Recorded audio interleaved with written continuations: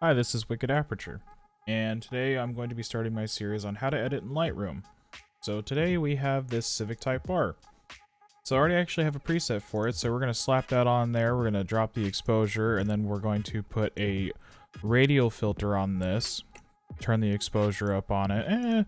Picture's a little bit too dark, so let's just turn the exposure up and bam, done. Perfect. This is the after, this is before, after, after. And that's all it is. Just kidding. We're not going to do that. I'm not going to show you how to just slap on a preset and go. That's the simplest thing to do, but we're not going to do that. I'm releasing presets, but they're going to be free. And then there's going to be a paid version of them. Anyway, let's go ahead and reset this. And we will just get cracking on how to edit a car photo.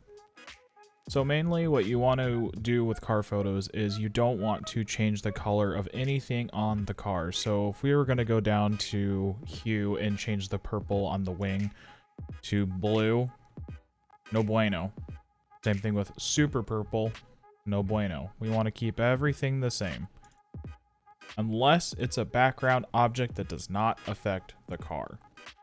Generally, I affect that with saturation and not hue. But let's get to it. So this picture is decently exposed already, but what I like to do is I like to underexpose everything because you're going to see what I'm going to do later.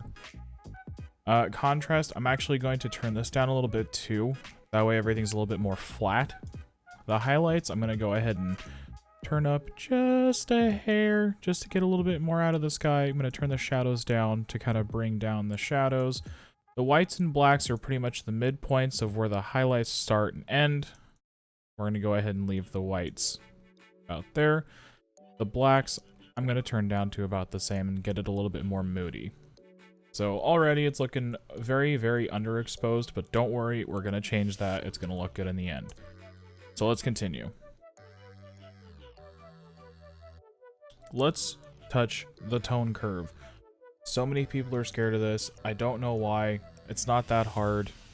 I'll go over this in another video. That way everything's a little bit more clear to you. But essentially what this is everything down here is your shadows, blacks, yada yada. These would be your midtones, and these would be your highlights.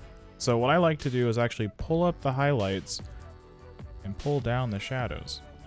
Adds a natural contrast to it, where this is just very blah when you do it that way, which is why I like to make it a little bit more flat so that way I can kind of adjust the tone curve the way I want it.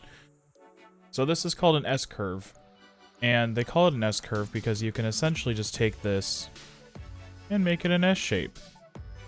I mean, granted, I wouldn't do this because that looks like hell, but they call it an S-curve because of that. Okay, so I like the way that this is looking already. Bam. Now, do you see anything crazy that's going on? I do. It's pretty dark in the shadows. So this is the perfect part to show you that editing, you can go back and fix things. So I'm actually going to bring the shadows back up. See, looks a little bit better. This is before, this is after. We're just adding contrast, making it a little bit more moody, and go from there. So in car photos, I leave the texture at 0, but the clarity bring up to about 20 to 25, just depending on what the car looks like. If you zoom in on this one, there's some dirt and stuff on this. Now, I could go and do the clone tool or spot removal tool and get rid of all of those, but the thing is that's going to take so much time. So we're not going to do that. So be wary when you're putting the clarity up, because if you did that, everything just looks like really, really crappy HDR, and then when you zoom on it, everything shows. So we're not going to do that. We're going to leave it at about 20 or 19 because I can't get my mouse to go to 20. Anyway, let's look at these two sliders right here. So what you're going to want to do is not do this because that looks like hell. Maybe if it's an artistic type of photo, sure, go for it, but this is not. And we're also changing the color of the car. We're not trying to do that. So Vibrance deals with colors based on like natural tones that don't involve skin tone, right? So if I were to do this and there was a person standing there, the person wouldn't really become that more saturated because the skin tones are ignored by the vibrance slider. Saturation moves everything up. It doesn't matter if it's skin tone or anything, it moves everything. So what I'm actually going to do is I'm going to bring the saturation down a little bit. And maybe not that much. Maybe do about 17. Vibrance, I'm actually going to pull up just a little bit. And the reason why I do that is because, I don't know, it looks good sometimes. And I think it looks good in this photo. Okay. So we haven't really messed with anything in the colors yet. I like to do tone curve. Now you're going to see everything get really, really wonky. And I'll show you this. So I make an S curve out of everything, right? Notice how all the colors are kind of starting to separate. Yeah. Looks kind of gross. Ciao. Okay. So, I made this look disgusting on purpose to show you something. Okay. So again, these are your highlights. These are your shadows. If you want more reds in your shadows, you pull this up. You're going to put more reds in your shadows. Pull it down. Reds out of your shadows. Okay. Now, the red slider, in my opinion, looks pretty good right here. The green one is kind of what I'm having a hard time with. Okay, so there's a lot of green in the highlights. I'm actually going to pull that down a little bit. There we go. And probably green out of the shadows too. So everything's looking a little bit better. Now, blues are the fun part. Blues kind of bring everything together, in my opinion. I do like a little bit of blue in my shadows. So I'm actually going to pull them up this way. Pull them down a little bit. All right there. Now the picture's looking pretty blue, but we're going to change that too. So far, this is our before, this is our after. Looking pretty blue. That's fine. So, saturation. We have some red in here that I want to keep. I'm going to go ahead and pull the red up. Orange and the yellow. Because of this right here, we're going to keep that. The aquas, we're going to pull down a little bit. The blues are going to pull down a little bit. And notice how it got rid of that blue tint. Looks a little bit better. I don't want to bring it down too far, because if I do that, it's going to pull out these diamonds, and I don't want that to happen because it's a part of the car and it's something that makes the car unique. Purple, pull up the saturation a little bit. Same thing with magenta. Mostly because I like the way that this looks and I want it to pop. We're going to leave it like that. Now, color grading. I'm not going to show you how to do this in this video. I don't think this picture really needs it that much because this is a very simple edit. We don't need to do anything crazy with it. But I will go over this in another video. Because I get a lot of people that ask me how to use this. And I always give them an explanation and I don't think I can physically show them how to do it every single time they ask me, so I'm just going to do that in a video and show everyone how to do it, but stay tuned for that. Sharpening. Okay, so this is debate. This is literally how sharp the photo is going to be. Crank that puppy to 150. Actually, don't do that. When you do this, it makes the picture look very unreal and it looks like it's just photoshopped with more contrast and clarity, and it just looks gross. You can leave it at 40, but if you're ever going to print a photo, print it down to like 10 or 0 or anything like that. It doesn't affect it too much, but when you print it, it's super visible. So it's just turn it off if you're printing a picture.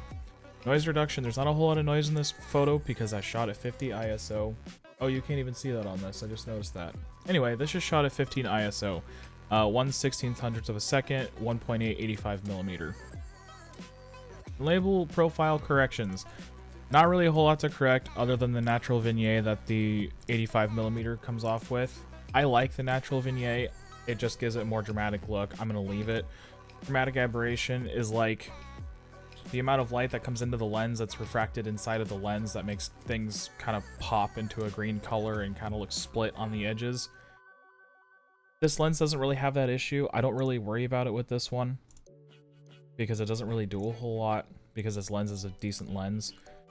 And that's pretty much how you edit everything on the basic tone curve, HSL, color grading we didn't go over. detail, lens corrections. Transform is something we'll get into in another video as well, and same thing with calibration. But this right here, your effects, this is going to be like your unnatural vignette that you're adding to it. We're going to leave it alone because I have the natural vignette, so I'm not too worried about doing anything like that. Okay, so this is before, this is after. Very simple, very, very simple. And what I like to do is I like to draw attention closer to the vehicle. So I actually like to put on the radio filter and draw it over the car. It wasn't completely over, but we're going to do this. Perfect. Okay. So that to me makes the car pop. It looks good. And this picture is almost finished up. Let's actually go back to our radio filter. Bring up the shadows just a little bit. Move this about here. Perfect. Because this is the more underexposed portion of the car. Alright. The only thing I see that we could change is there's a lot of white reaching into the light of the car. So I'm actually going to pull the highlights down. Kind of separate it from the car a little bit. Perfect. So this is after. This is before. After. Before. After. This to me is a killer photo. It's going to look super good cropped. So if you're doing a, you're printing out an 8.5 by 11. Boom. Kind of center up the car a little bit. I noticed that this picture is a little not straight, so we're going to put it bang like that. Boom. Now some people have a preference that there's just too much head height. Unfortunately, I shot that because this is landscape. And I can't really fix anything like that, because if I do that, I'm going to crop the car out. So I'm going to leave it like this. But overall, pretty good picture. And I also didn't straighten it.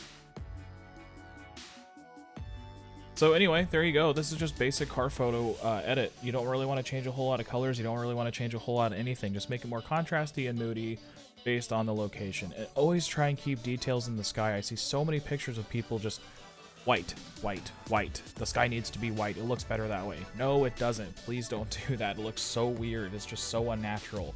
If you can't help it, I get it, but try to do something about it. Crop it out, or I guess it just depends on your artistic preference, because photography is definitely an artistry and it's subjective, but just some things I just nitpick.